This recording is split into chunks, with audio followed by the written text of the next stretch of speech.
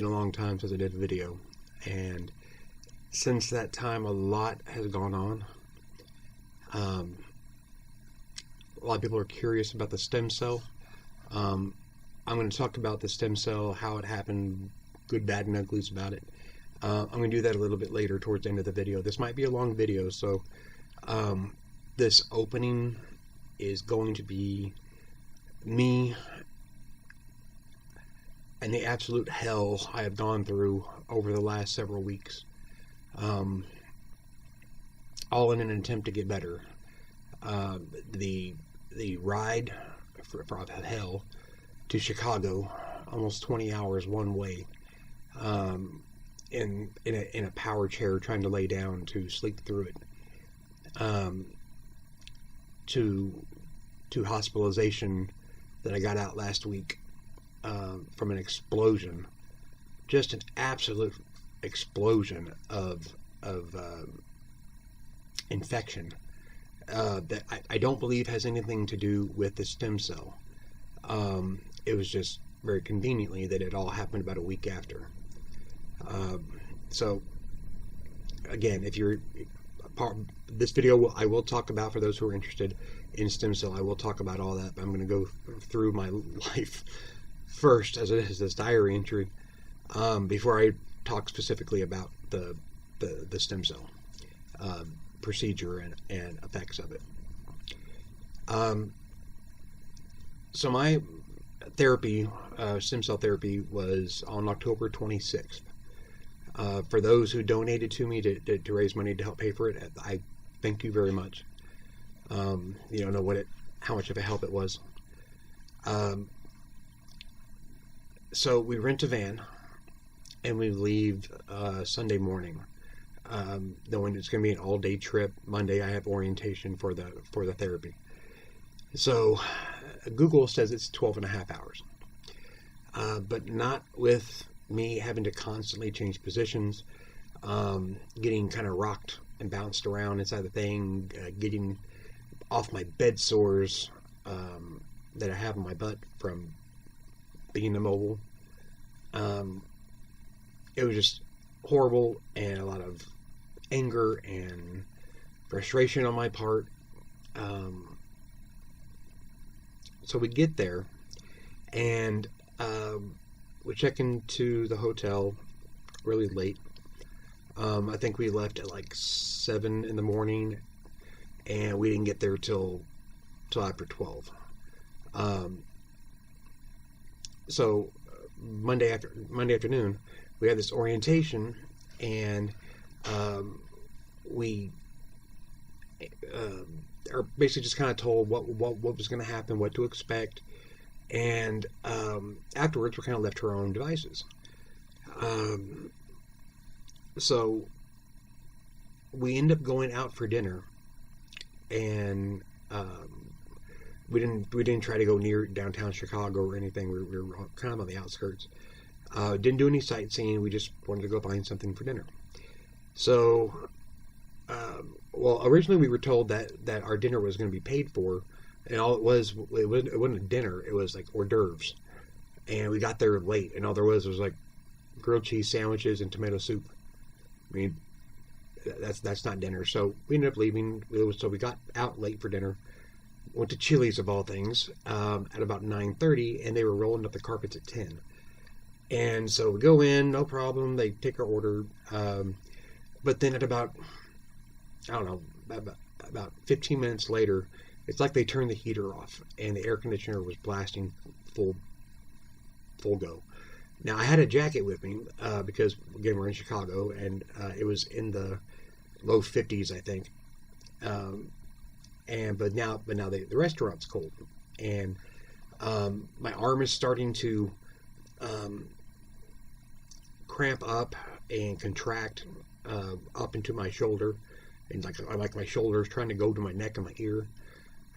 So I don't even finish dinner. We just leave, and I try to get back to the hotel as fast as possible. Well, I still have to. It takes a little bit to be, and I had to be out in the cold. It takes a little bit to get into the van, get strapped in with the doors open and all that stuff. Same thing getting out. You got to open all the doors and unhook me, and let me get out, and I got to the point where I couldn't control the wheelchair. Both of my arms were both folding in, and so my son was literally driving my power chair with me sitting in it. My mom's with me. It's just me, my mom, and my son. And we get into the hotel. By the time we get there, I can't get warm enough fast enough. I am like crying in pain because my left arm will not go down. My elbow is trying to reach for the sky. My right arm is not nearly as bad, but I couldn't reach in front of me. Like if I tried to reach in front of me, my hand would go off. My right hand would go off to the left. And I just was beside myself, just nearly passed out, hyperventilating from the pain.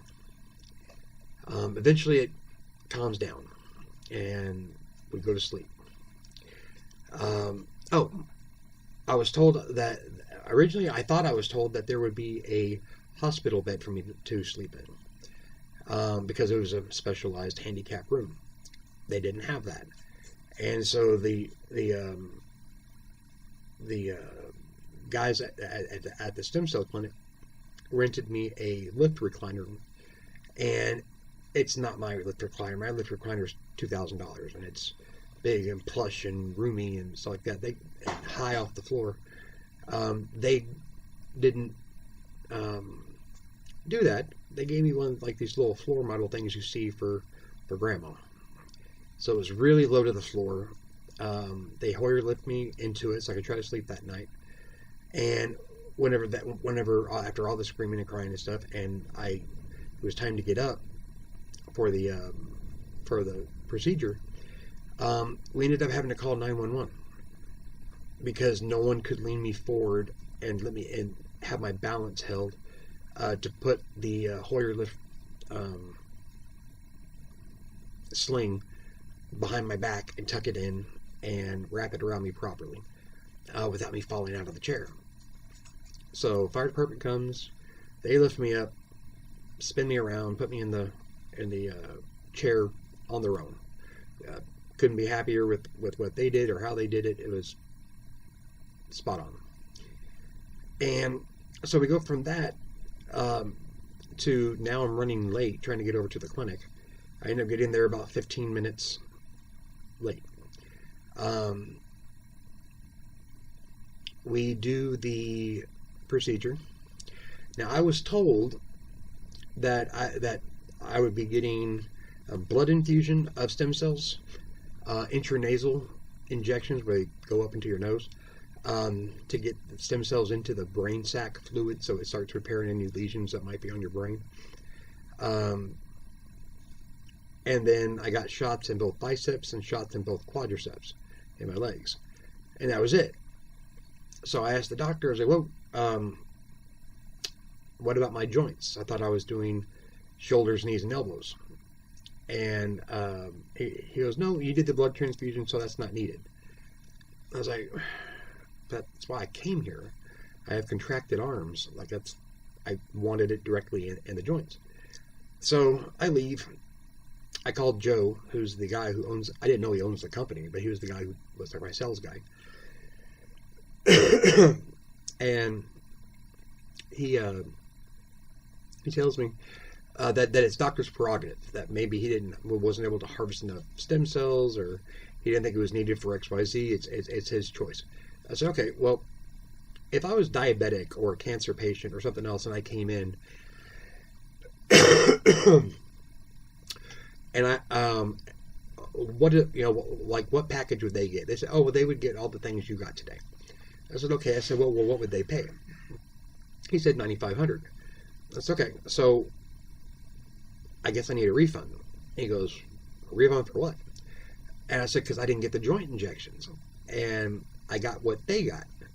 And he goes, no, we throw in the joint injections for and free, so there's nothing to refund. I said, yes, there is, because I didn't get it.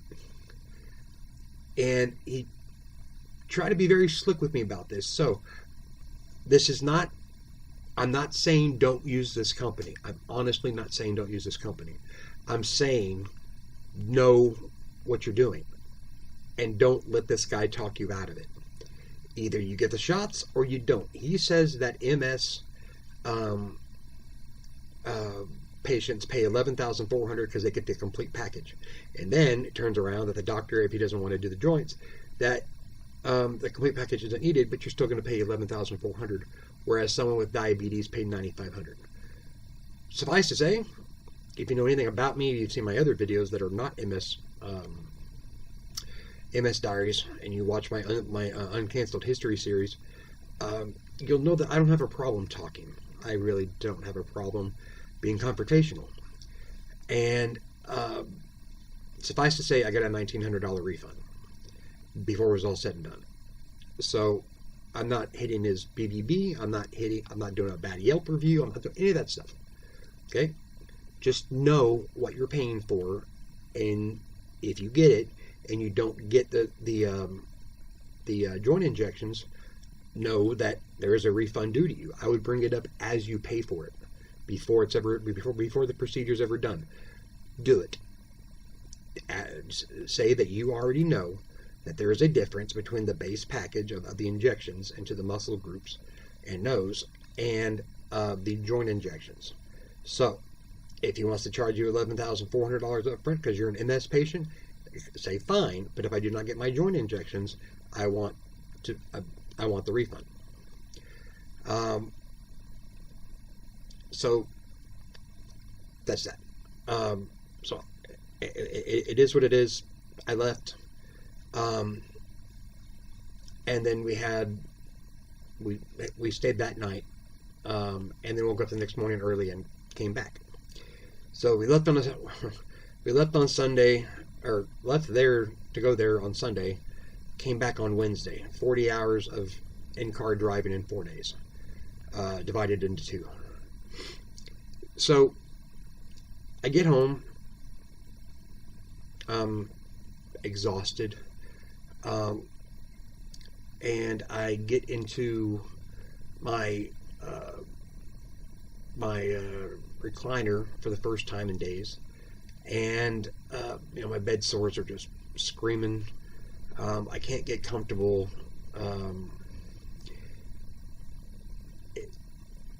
It's almost like post-traumatic stress, and I don't want to minimize that for anyone who has it. But the hours spent for several days at that hotel, because of that chair not working, I ended up sleeping the whole time in my power chair those next 2 nights. The nights screaming at night because of my arms is just something that I even now I can't get shaken out of my head. I get home and it did not go away. I had a hard time sleeping for the next several days. So that's that.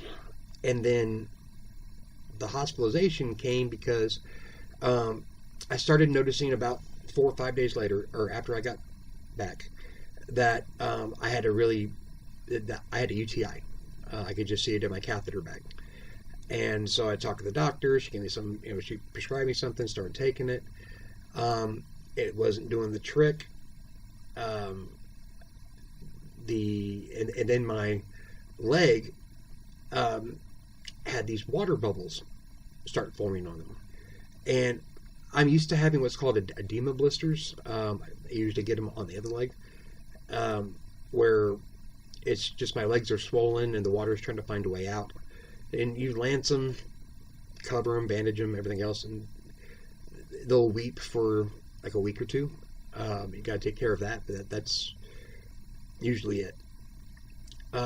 These were different though. These looked like golf balls hanging off my leg with water sacks. Something like the back of the Gremlin and Goonies. I had 3 or 4 of them on my leg. We lanced them, drained them, tried to do what I said, and then my UTI just exploded.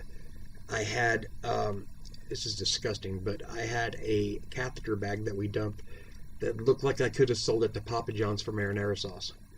It was so deeply maroon and black flakes in it, and it horrible. The next day, my leg explodes into multiple blisters, and these big pockets were forming. They weren't hanging, they weren't like balloons anymore. Now it was just like a huge raised chemical burn all over different parts of my leg.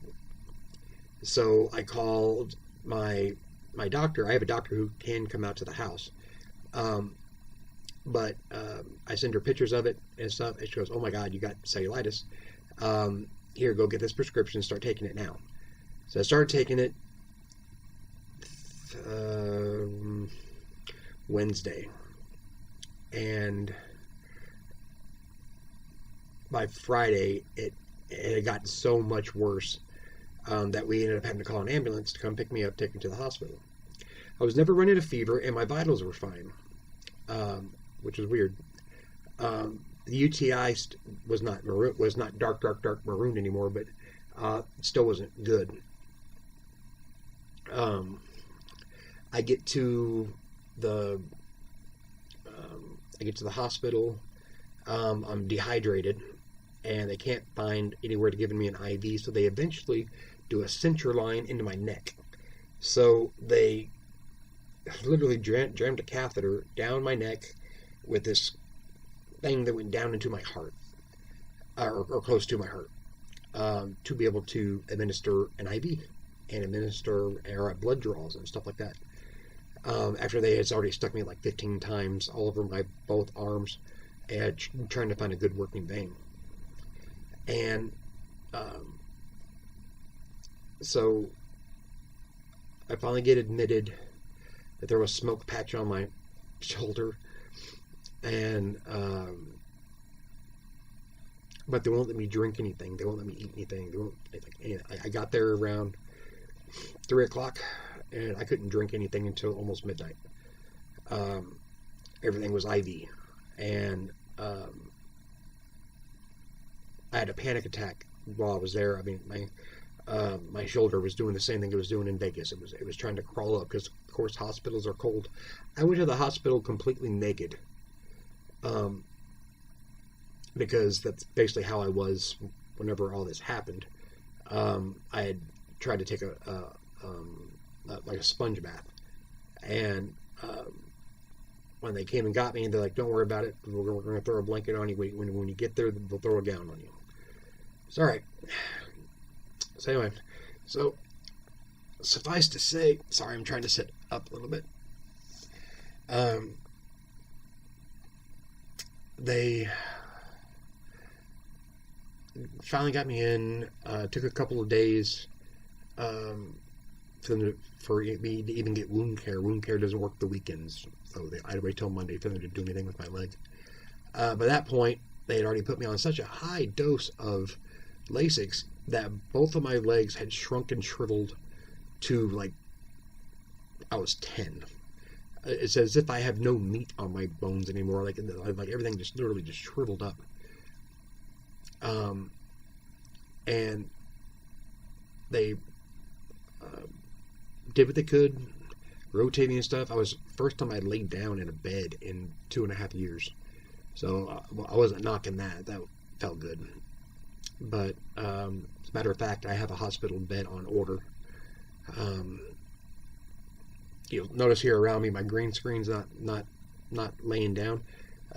You'll see that I have a blanket that backs the green screen just to kind of protect the sound from backing up. But the rest of that back there is just my junk, Batman stuff on the walls and whatnot. But anyway, so I'm in the hospital for about a week. Well, yeah, exactly a week.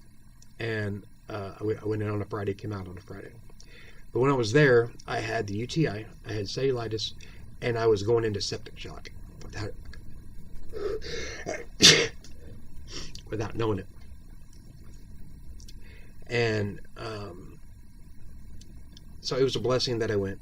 The staff there was great. Comanche Memorial. And I come home, I'm supposed to have a hospital bed here whenever I get here.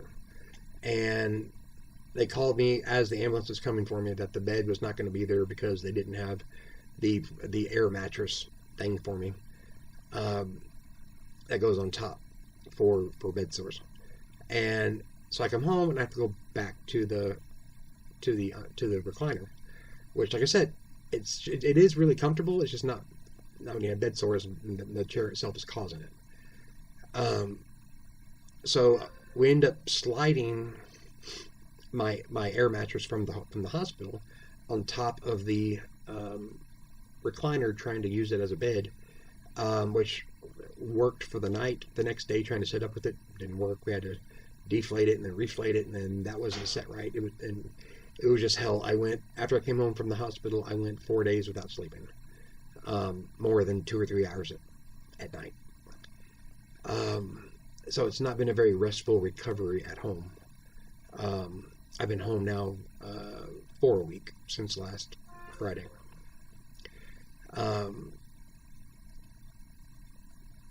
I'm now here. I'm doing okay, I guess. As a matter of the stem cell stuff, so I'm going to talk about what I think is happening with that now.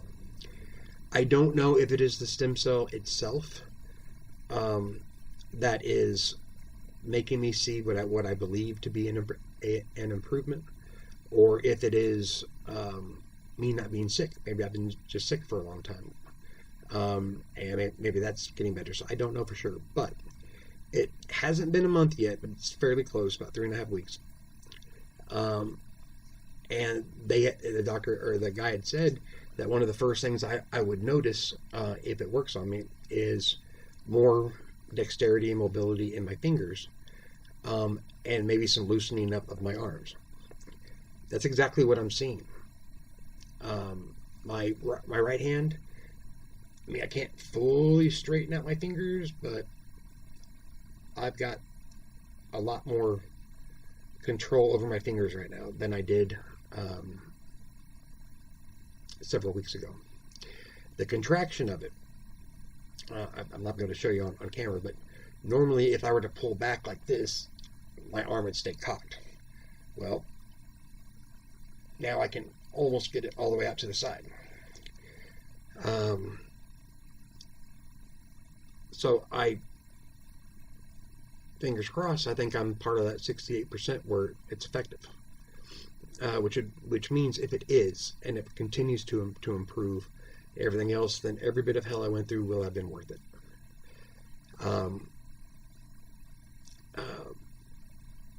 The end result takes up to 6 months to happen, so I will be documenting what I believe to be improvements with my any part of my mobility. My left hand, you've heard me talk about how my left hand is fully contracted like a chicken wing, where I can only kind of flap my elbow. Well, I can't. It's kind of weird to show you. It's contracted like this, and I physically cannot pull my wrist off of my chest. That's weird. But my hand is opened up. It's usually curled up, and like my fingernails are trying to dig into the palm of my hand.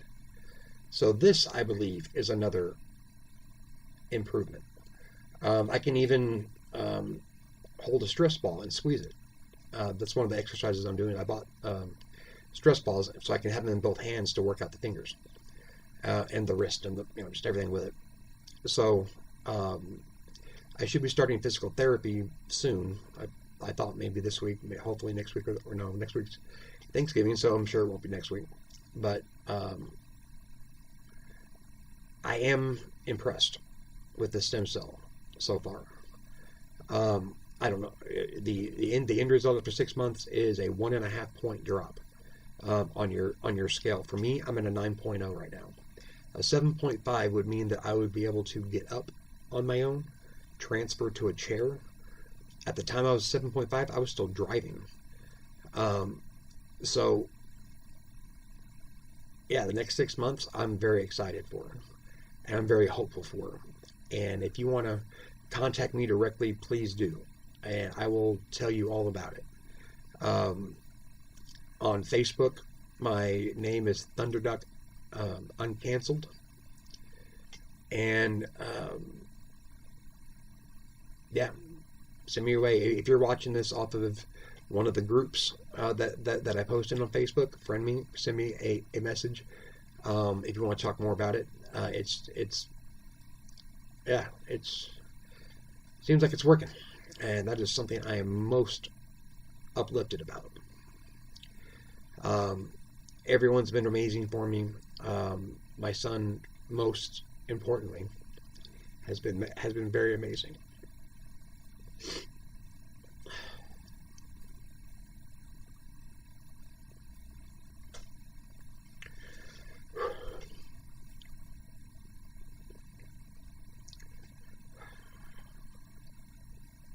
My mom and dad, for covering the cost of this.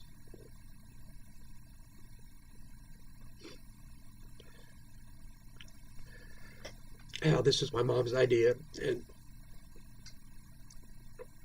I said some really shitty things.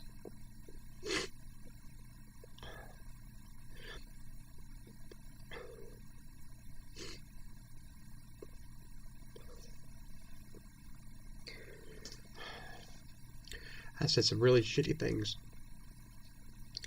to my mom while I was going through all the pain and grief and going to Chicago and back.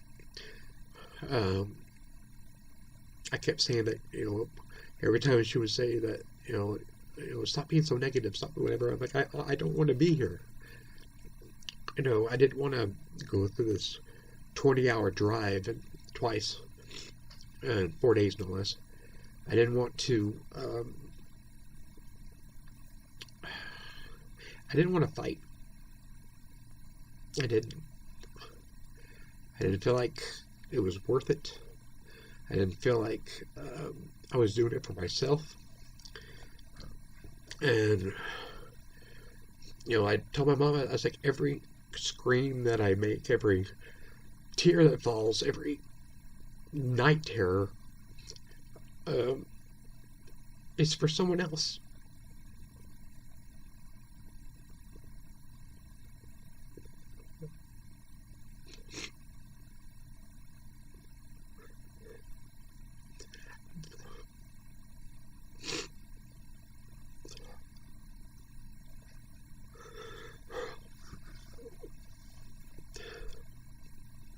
That I wasn't enjoying life. I don't have one. Every ounce of pain was for someone else. It was to live, to continue sitting in a chair, to live for someone else.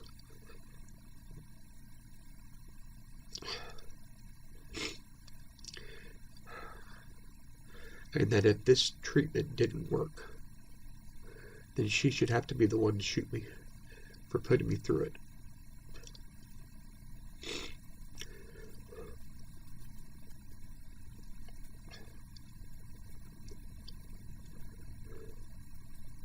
I'm not proud of what I said. At the time, I meant it 100%.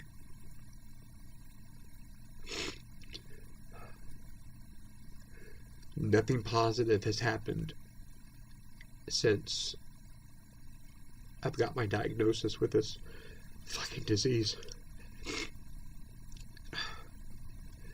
However, while I was in the hospital, I did get to see a neurologist and finally got an MRI done while I was there. That's the most help I've gotten since the diagnosis. And now a medication that's going to be coming my way finally to start. I don't remember the name of it. Something GARD. Something new for PPMS. I should be starting that here in the next 2 or 3 weeks. I have to wait for an appointment to go over the MRI results. But, Mom, I know you're watching this. I'm so sorry.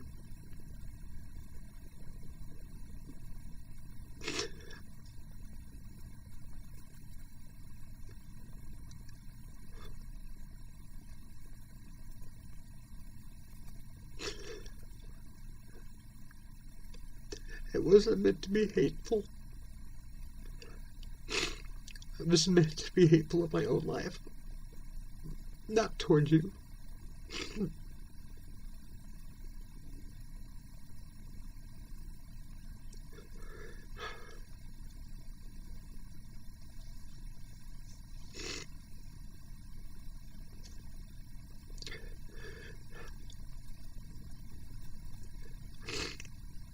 Please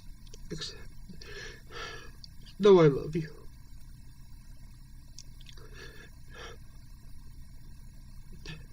Yeah, thank you and Dad for doing this and getting me through this. All the hell you both gone through setting up the house for me.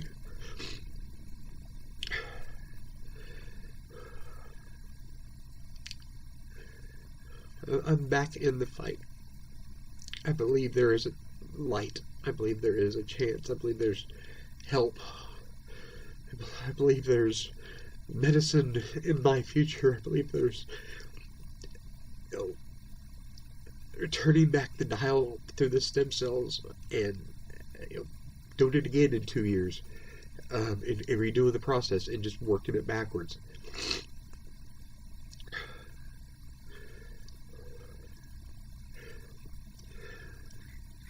You've allowed me to have hope again and not be such a depressing bastard for my son.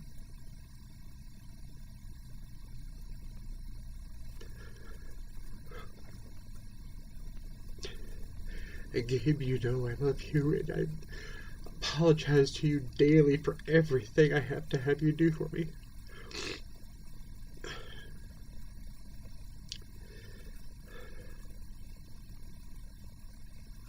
If you've made it this far and hearing me babble, I do thank you.